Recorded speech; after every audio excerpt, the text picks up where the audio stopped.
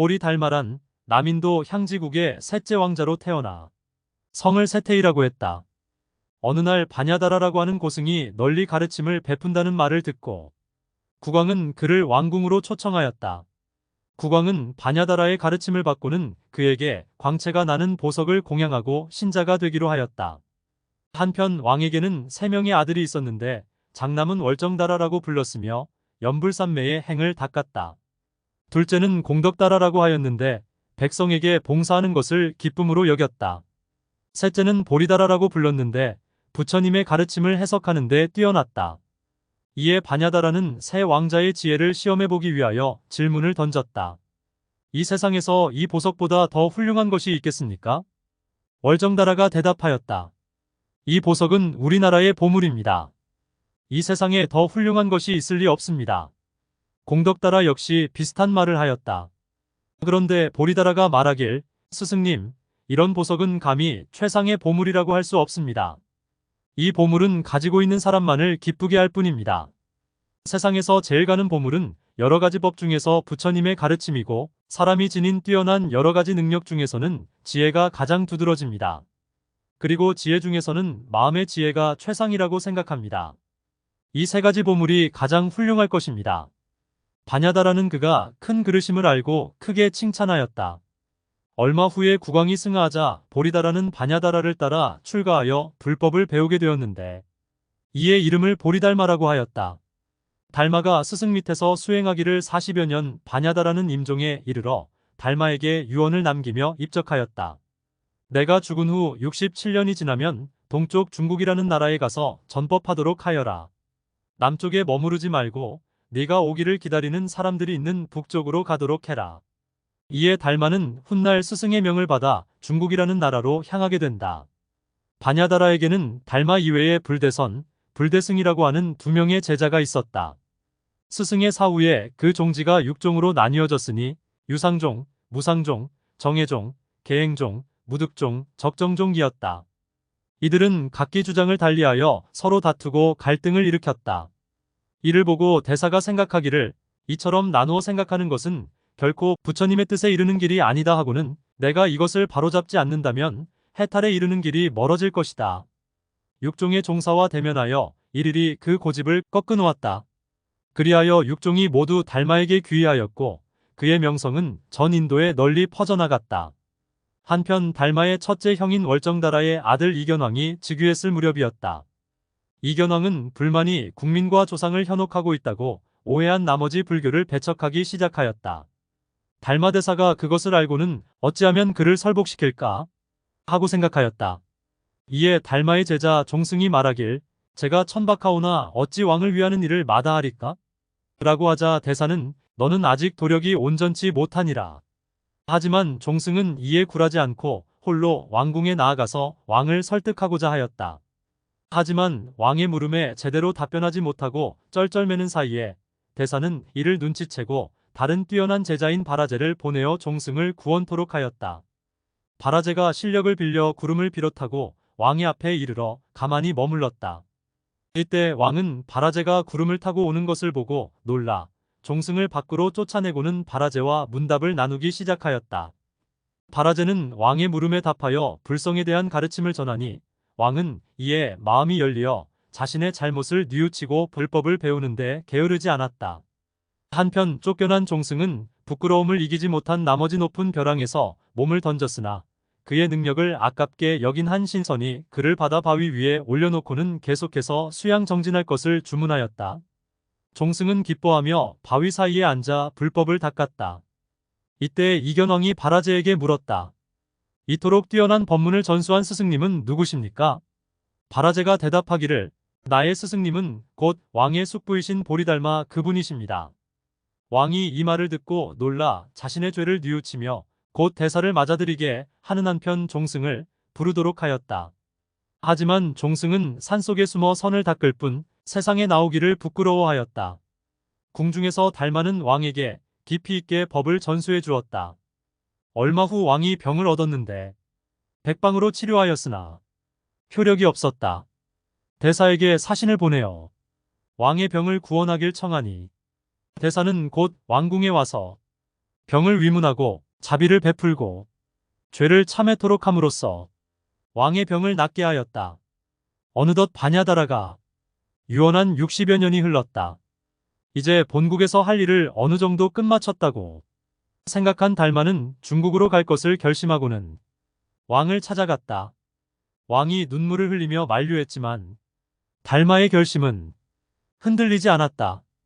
이에 왕은 꼭 돌아오기를 기원하며 달마의 항해를 준비하였다. 달마는 우선 제자 불타야사에게 사전답사를 떠나게 했다. 불타야사는 오랜 여정 끝에 겨우 중국에 도달할 수 있었다. 하지만 중국에서 접한 광경들은 달마의 가르침과는 크게 어긋나는 것들이었다. 중국의 승려들은 달마의 사상을 낯선 것으로 배척하였던 것이다. 이에 불타야사는 크게 낙심하여 병으로 죽었다고 한다. 이에 달마는 뛰어난 제자의 죽음에 안타까워하면서 참된 불교의 마음을 전해주려는 굳은 결심을 가지고 중국을 향해 출발하였다.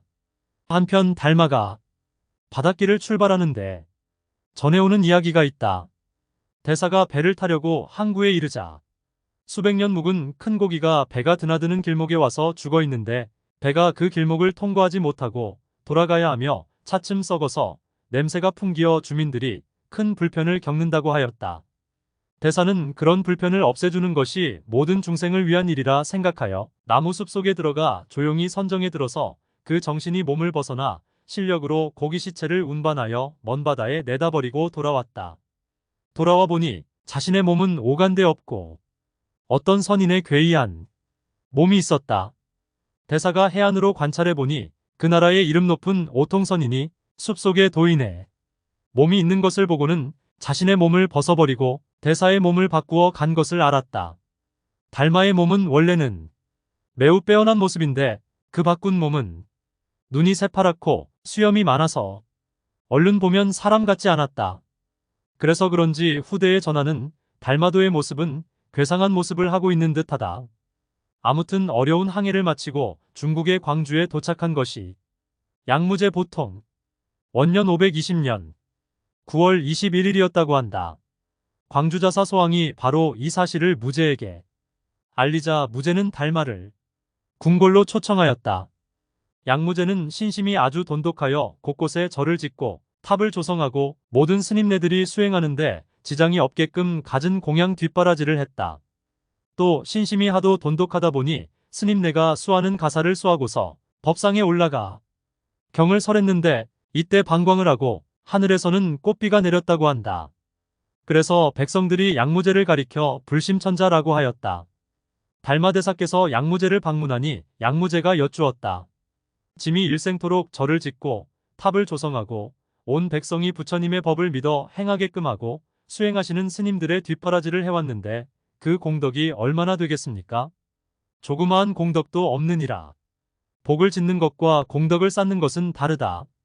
절을 짓고 탑을 조성하고 스님네 뒷바라지를 하는 것 등은 복은 될지언정 공덕은 될 수가 없는 법이다.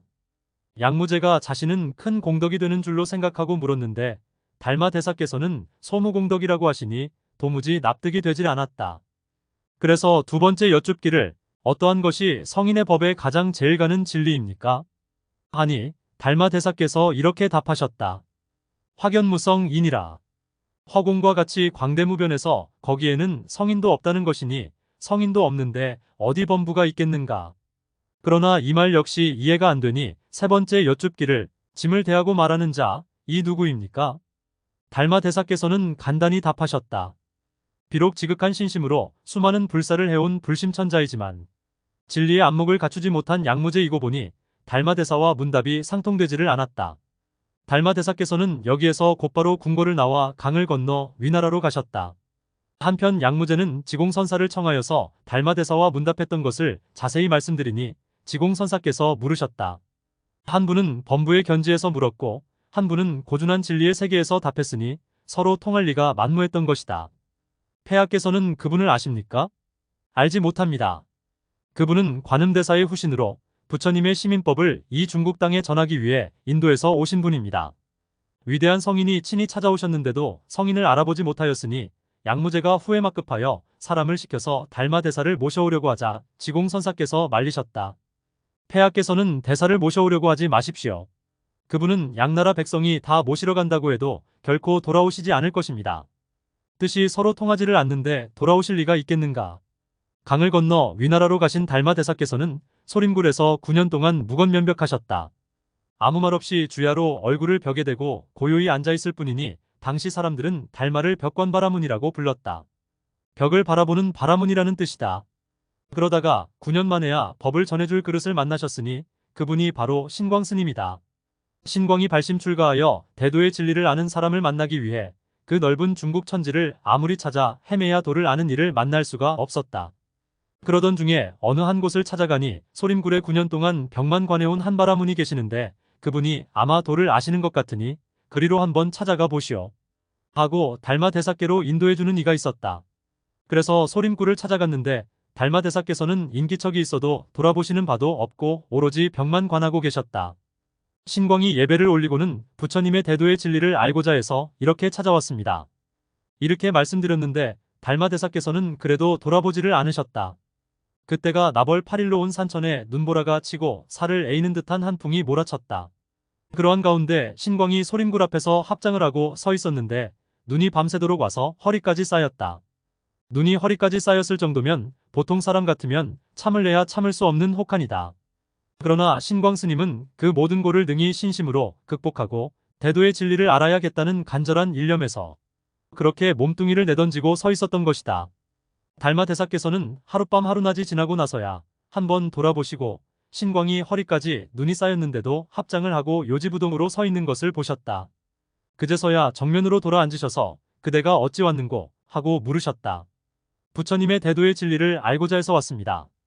부처님의 대도의 진리는 광대겁에 한량없는 세월을 두고 부지런히 정진해서 행하기 어려운 것을 능히 행하고 무한 고통을 이긴 가운데 성취하는 것인데 너희같이 신심 없는 무리가 어찌 얻을 수 있겠느냐. 부처님의 대도의 진리를 알려면 설사 하룻밤 하루낮을 합장한 채로 눈이 허리까지 쌓이도록 서 있었다 해도 그만한 신심 가지고는 어림도 없다는 말이다. 그 말 끝에 신광이 옆구리에 차고 있던 단도를 빼서 한쪽 팔을 끊어 바쳤다. 신명을 내던지고 간절한 마음으로 부처님의 진리의 법을 구합니다. 칸은 발심을 표시한 것이다. 달마 대사께서 그만하면 됐다 싶으신지 그때는 너의 의심처가 있으면 물어라. 그러자 신광이 말씀드리기를 제 마음이 항시 불안하오니 이 불안한 마음을 좀 편하게 하여 주십시오. 불안한 마음은 신광뿐만 아니라 모든 중생이 다 갖고 있다. 그것이 바로 중생의 업이다. 불안한 마음을 가져오너라. 달마 대사께서 대뜸 이렇게 말씀하시는데 신광은 불안한 마음을 아무리 찾으려고 해야 찾을 곳이 없었다. 그래서 아무리 찾아도 불안한 마음을 찾을 길이 없습니다. 달마 대사께서 큰 소리로 이르셨다. 마음을 이미 편안케 하였느니라. 여기에서 신광의 마음이 활짝 열렸다. 이렇게 해서 상통이 되어 달마 대사는 신광을 제자로 받아들이고 정한의 지혜를 인정한다 하여 해가라는 법호를 내리셨다. 바로 이 해가 스님이 달마 대사의 법을 이어 동토의 전등 제2조가 되신 분이다. 달마 대사께서 하루는 제자들을 모아놓고 이르셨다. 너희들이 이제까지 정진하여 증득한 바를 각자 말해보아라. 그러자 도부스님이 일어나서 말씀드리기를 제가 보는 바로는 문자에도 국집하지 않고 문자를 여의지도 아니하는 것으로 도의 용을 삼아야겠습니다. 달마 대사께서 너는 나의 가죽을 얻었다. 다음에 총지라는 비구니가 말씀드렸다. 제가 아는 바로는 경희가 아쪽 불국을 한번 보고는 다시 보려고 한 바가 없는 것과 같습니다. 너는 나의 살을 얻었다. 중국은 달마 대사께서 오시기 300여 년 전부터 교리 불교가 전래되어 달마 대사 당시에는 매우 융성해 있었다. 그런데 달마 대사께서 중국에 오셔서는 모든 교리와 중생의 상에 집착한 행으로는 나고 죽는 문제를 해결할 수 없으며 부처님의 정법을 깨달을 수 없다. 오직 심성의 바탕을 바로 보아야만 부처를 이룰 수 있다. 마지막으로 여기에 양무제가 달마 대사를 추모하는 비문을 기록해본다. 슬프도다.